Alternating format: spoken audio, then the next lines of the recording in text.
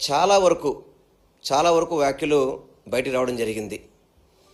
ఏదైతే ఒక రాజ్యాంగబద్ధమైన పోస్టులో ఉన్న ముఖ్యమంత్రి ఏ విధంగా కల్తీ జరుగుతుంది అని చెప్పి సుప్రీంకోర్టు ప్రశ్నించడం కానివ్వండి, ఆ నెయ్యిని వాడినట్టుగా ఆధారాలు దొరకలేదని చెప్పడం కానివ్వండి, సుప్రీంకోర్టు తీర్పులో వచ్చిన ఇవన్నీ కూడా ఈరోజు విచారణలో వచ్చిన మాటలన్నీ కూడా, అదేవిధంగా ఏదైతే ఈ ప్రభుత్వం తరపున అంటే మన చంద్రబాబు ప్రభుత్వం తరపున వాదించిన అడ్వకేట్ కూడా ఆ ట్యాంకర్లు వాడలేదని చెప్పడం కానివ్వండి, పూర్తిగా కూడా చాలా వరకు భక్తుల మనోభావాలకి ఆవేదనకి గురి కాకుండా ఉండే విధంగా ఈరోజు సుప్రీంకోర్టు యొక్క వ్యాఖ్యలు చూస్తే అర్థమవుతుంది. దయచేసి నేను ఒక్కటే కోరుకునేది, కోట్లాది మంది భక్తులు గత కొద్ది రోజుల నుంచి చాలా ఆవేదనతో బాధపడిన పరిస్థితులు.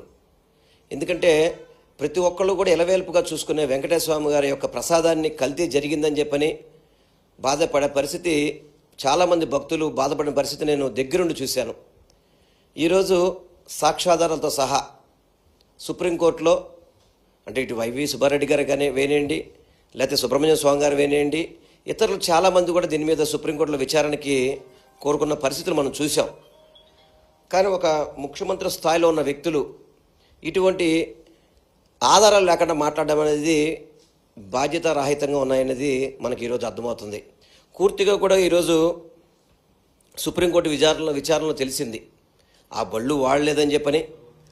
అదేవిధంగా ఒకవేళ మీకు ఆ యొక్క దీంట్లో తీర్పు వచ్చుంటే కానీ మన ల్యాబ్లో రిపోర్ట్ వచ్చుంటే రెండో ల్యాబ్కి ఎందుకు మీరు ఒపీనియన్ పంపలేదని చెప్పిన కానివ్వండి, ఎందుకు ఇన్నాళ్ళు గ్యాప్ ఇచ్చారు, జూలై 23వ తారీఖు జరిగితే సెప్టెంబర్ 18వ తారీఖు వరకు ఎందుకు మీరు దీన్ని గోప్యంగా ఉంచారు, అదేవిధంగా సిట్టు వేయాల్సిన అవసరం ఏంటి, ఇవన్నీ కూడా కోర్టు ప్రశ్నించింది. ఇవన్నీ కూడా అంటే భక్తులకు ఎన్నో అనుమానాలు ఉన్నాయి.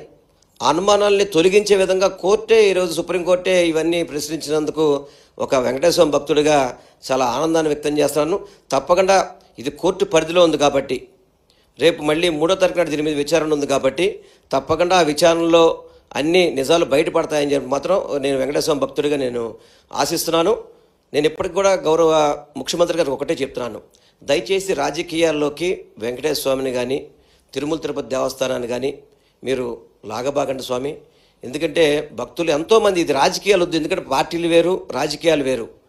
వెంకటేశ్వర స్వామికి ప్రపంచవ్యాప్తంగా కూడా భక్తులు ఉన్నారు. వాళ్ళందరూ కూడా ఈరోజు ఆవేదన పొందిన పరిస్థితులు ఈ సుప్రీంకోర్టు విచారణ ద్వారా అందరికీ కూడా చాలా వరకు అనుమానాలు తొలగినాయి. రేపు 3వ తారీఖు నాడు వచ్చే తీర్పు కూడా భక్తులకి అందరికీ కూడా ఆవేదన తీరే విధంగా ఉంటుందని చెప్పి మనస్ఫూర్తిగా కోరుకుంటూ ఈ వెంకటేశ్వర భక్తులందరికీ కూడా ఒక్కటే కోరుకుంటున్నాను, చంద్రబాబు గారిని వెంకటేశ్వర రాజకీయాలు తీసుకురావద్దు, రాజకీయాల్లో దేవుడిని లాగొద్దని మాత్రం మీ ద్వారా నేను చంద్రబాబు నాయుడు గారిని కోరుకుంటున్నాను.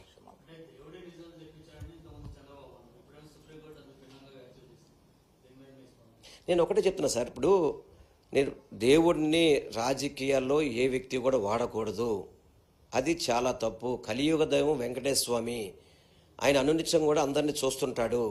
అటువంటి దేవుడి ప్రసాదాల మీద రాజకీయాలు చేయకూడదు అనేది మా ఆవేదన కూడా. అందుకనే నేను మొన్న కానీ అంతకుముందు కానీ చెప్పింది కూడా అదే, నేను భక్తులు మనోభావాలు దెబ్బతీస్తే కనుక ఏ వ్యక్తి అయినా సరే క్షమాపణ చెప్పాలి అని చెప్పని. ఎందుకంటే ఒక రాజ్యాంగబద్ధ పోస్టులో ఉండి ముఖ్యమంత్రిగా ఉంటూ నివేదికలకు సరిగ్గా చూడకుండా, చర్యలు తీసుకోకుండా, తప్పుడు ఆరోపణలు చేసి ఎంతోమంది భక్తులకి ఆవేదనకు గురి చేసిన ముఖ్యమంత్రి గారు మాత్రం వెంకటేశ్వర భక్తులందరికీ కూడా క్షమాపణ చెప్పాలని చెప్పి మాత్రం నేను మనస్ఫూర్తిగా కోరుకుంటున్నాను. ఇది నేను పార్టీకో దేనికో నేను సంబంధించిన విషయం అయితే కాదు. ఒక వెంకటేశ్వర భక్తుడిగా నేను మాట్లాడుతున్నాను. తప్పకుండా రేపు కోర్టు తీర్పు వచ్చిన తర్వాత దాన్ని ఏ విధంగా మాట్లాడాలన్నది కూడా తప్పకుండా మీతో మాట్లాడతాను. నేను అందరితో కూడా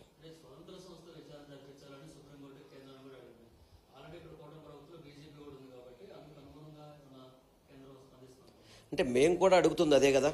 మేము కూడా ఇప్పుడు ఒక రాష్ట్ర ముఖ్యమంత్రిగా వ్యాఖ్యలు చేసినప్పుడు వాళ్ళ తరపున సిట్ అని చెప్పి వ్యవహరిస్తే దాంట్లో నిజాలు బయటకు వచ్చే పరిస్థితి ఉండదు. కాబట్టి మొట్టమొదటి నుంచి మేము కోరుకునేది కాబట్టి సుప్రీంకోర్టు సిట్టింగ్ జడ్జితో కావచ్చు, ఒక స్వతంత్ర సంస్థలతో కావచ్చు విచారణ జరిపించి భక్తుల యొక్క అనుమానాలు కూడా తీర్చాల్సిన పరిస్థితి ఉంది. కాబట్టి స్వతంత్ర సంస్థ ద్వారా మాకు అయితే న్యాయం జరిగేది ఏమనుకుంటున్నామంటే సుప్రీంకోర్టు సిట్టింగ్ జడ్జితో కనుక చేర్పిస్తే నిజ నిజాలు బయటపడతాయని మాత్రం మేము కోరుకుంటున్నాం.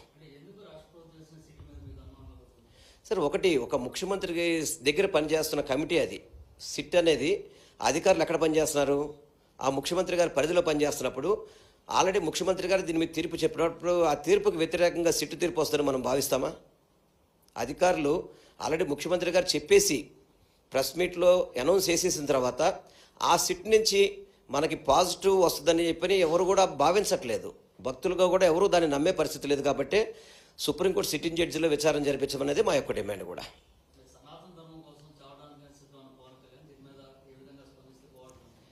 అంటే ఎక్కువగానే రాజకీయాలకైతే పోదలుచుకోవట్లేదు ఒకసారి, ఎందుకంటే ఇది సుప్రీంకోర్టు పరిధిలో ఉంది.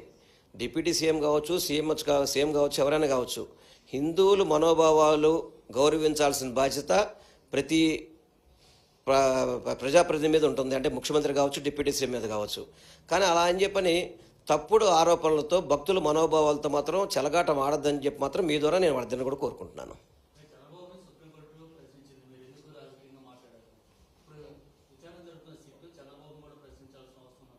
తప్పకుండా ప్రశ్నించాలి కదా. మీరు చెప్పిన ప్రకారం సిట్టు కనుక నిస్వార్థంగా పనిచేస్తే ఏదైతే చంద్రబాబు నాయుడు ముఖ్యమంత్రి హోదాలో పార్టీ ఆఫీసులో మీటింగ్ పెట్టి ఎన్డీడీబీ రిపోర్ట్ పార్టీ ఆఫీసులు తీసుకొచ్చాడో దాని మీద కూడా విచారణ జరపాలి. వాళ్ళు సిట్టు కూడా చంద్రబాబుని విచారణ జరపాలి. జరిపితేనే దాంట్లో ఎక్కడ కూడా అవకతవకలు జరగలేదని ఫీలింగ్ ఉంటుంది తప్ప అసలు సిట్టిని అయితే నమ్మే పరిస్థితి అయితే మేమైతే నమ్మే పరిస్థితుల్లో లేము. సిట్టిని అయితే మాత్రం